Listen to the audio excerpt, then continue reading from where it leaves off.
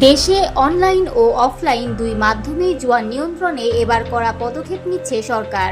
চূড়ান্ত করা হয়েছে জুয়া প্রতিরোধ অধ্যাদেশের খসড়া, যার আওতায় আসছে বেটিং অ্যাপস, সাইট এবং সামাজিক যোগাযোগ মাধ্যমে জুয়া সংক্রান্ত প্রচারণাও।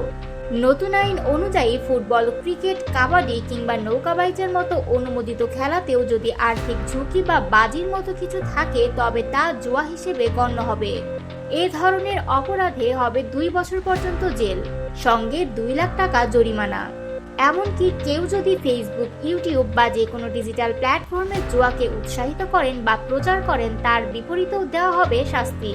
2018 সালে জেলা প্রশাসক সম্মেলনের সুপারিশের ভিত্তিতে তৈরি হওয়া এই আইনটি এখন রয়েছে আইন মন্ত্রণালয়ের বেটিং পর্যায়ে।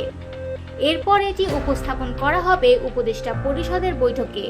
অনলাইন জুয়ার বিষয়ে খসড়ায় বলা হয়েছে, ইন্টারনেট, টেলিভিশন, ফোন বা যে কোনো প্রযুক্তির মাধ্যমে কেউ যদি বেটিংয়ে অংশ নেন, কাউকে প্রলুব্ধ করেন বা সহায়তা করেন তবে সেটাও অপরাধ হিসেবে গণ্য হবে।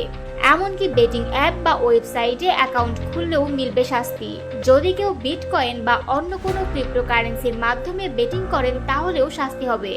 নতুন আইনে স্পষ্ট ফিক্সিং, পাতানো খেলা বা ফলাফল নিয়ে বাজি ধরার অপরাধে সর্বোচ্চ 3 বছর জেল এবং 5 লাখ টাকা পর্যন্ত জরিমানার বিধান রাখা হয়েছে। এমনকি কেউ যদি বিদেশে বসে বাংলাদেশি প্ল্যাটফর্ম ব্যবহার করেও এই ধরনের অপরাধ করেন তাকেও এই আইনের আওতায় আনা হবে।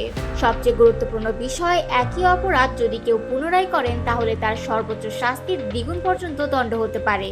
সরকার বলছে, প্রযুক্তির সঙ্গে তাল মিলিয়ে জুয়া খেলার ধরনও বদলে যাচ্ছে, তাই সময়ের দাবি মেটাতেই আসছে এই কঠোর আইন।